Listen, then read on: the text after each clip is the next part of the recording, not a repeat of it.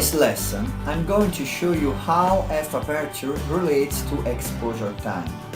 I'm going to keep the V-Ray RT window active throughout this so you can see the effect of the changes in real time.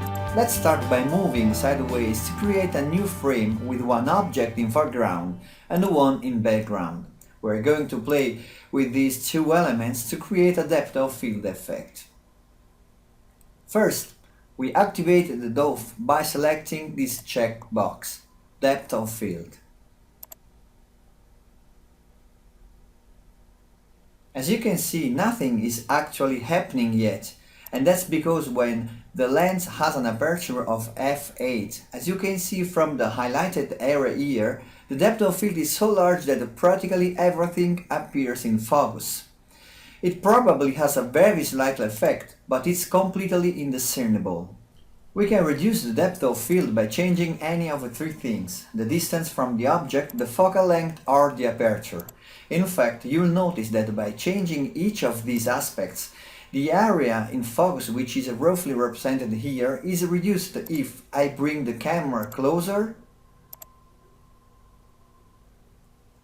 I use a longer focal length, which is frequent for this kind of framing, or finally, if I increase the f-aperture by lowering its value. Okay, so I create a new frame by using a slightly longer focal length, but let's examine why the exposure has changed completely.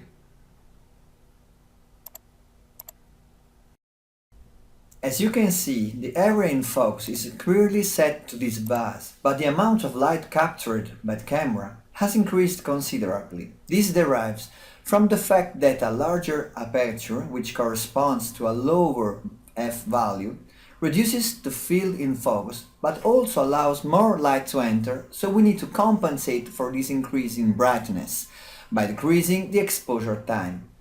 There is a mathematical ratio between aperture and exposure time that can be easily calculated using the downloadable spreadsheet below this video.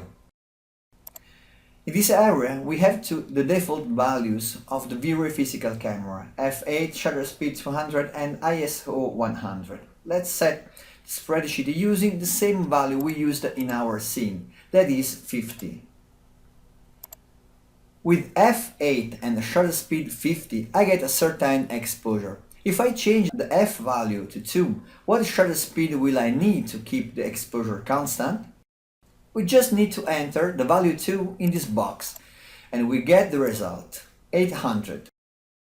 So with f8 and shutter speed 50, we get the same exposure as with f2 and shutter speed 800. The only thing that changes is the depth of field. Let's try putting 800 here. And now, in fact, everything has gone back to the way it was before.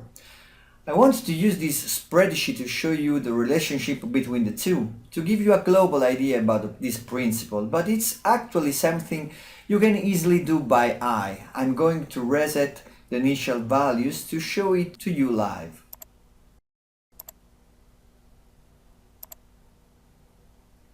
So, first I lower the f value to reduce the focused area to my liking, and I increase the shutter speed until I see that the image again has a correct exposure. Whether you use the spreadsheet or do it by eye, the result will always be the same.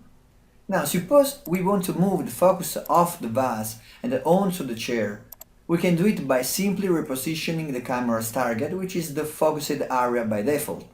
In some cases, however, like this one, repositioning the target means changing the framing as well, which we'll then need to adjust again if we want it to be similar to the previous one.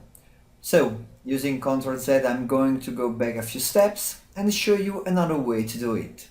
We can avoid all this by using the Specify Focus option. This way, using the focus distance, we can decide what distance the focal point will be from the camera without changing the framing.